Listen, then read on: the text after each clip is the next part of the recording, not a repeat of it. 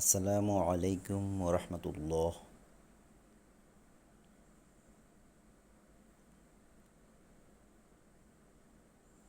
আজকে আমরা পবিত্র আল কোরআনে বর্ণিত 200টি ফেল বা ক্রিয়াপদের অর্থ সহ পড়ব। আজকে আমরা 10টা শব্দের উচ্চারণ অর্থ জানব। আমরা 200টি ক্রিয়াপদ শিখব পবিত্র কোরআনে বর্ণিত। 200টি আমরা 10টা করে 20 দিনে কমপ্লিট করব ইনশাআল্লাহ। তো আপনারা এই 200টা ফেল বা ক্রিয়াপদ অর্থ জানলে পবিত্র আল কোরআনের 40% অর্থ জানতে পারবেন। আমি আপনাদেরকে ধীরে ধীরে আস্তে আস্তে পবিত্র কোরআন বুঝার অর্থ সহ তেলাওয়াত করার দিকে নিয়ে যাব ইনশাআল্লাহ।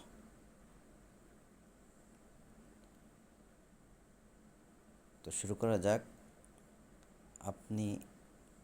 আপনাদের প্রথম যে কাজটা সেটা হলো প্রতিদিন 10টা করে শব্দ মুখস্থ করুন। কিছু শব্দ মুখস্থ করার পরে আমি আপনাদেরকে আরবি গ্রামার বোঝানোর চেষ্টা করব।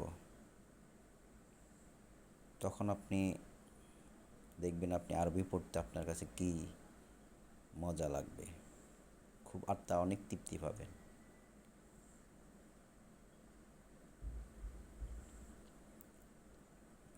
জাআলা জাআলা শব্দের অর্থ হলো বানানো বা তৈরি করা। আমানা অর্থ বিশ্বাস করা। কানা হওয়া। আলিমা আলিমা শব্দের অর্থ হলো জানা। ক্বালা ক্বালা শব্দের অর্থ হলো বলা। আমিলা আমিলা শব্দের অর্থ কাজ করা। জাআ আশা। কাফারা অস্বীকার করা। আতা দেওয়া। রাআ দেখা। আপনারা এই 10টি শব্দের অর্থ মুখস্থ করে ফেলুন। 20 দিনে আমরা 200টি শব্দের অর্থ মুখস্থ করব। ধন্যবাদ সবাইকে।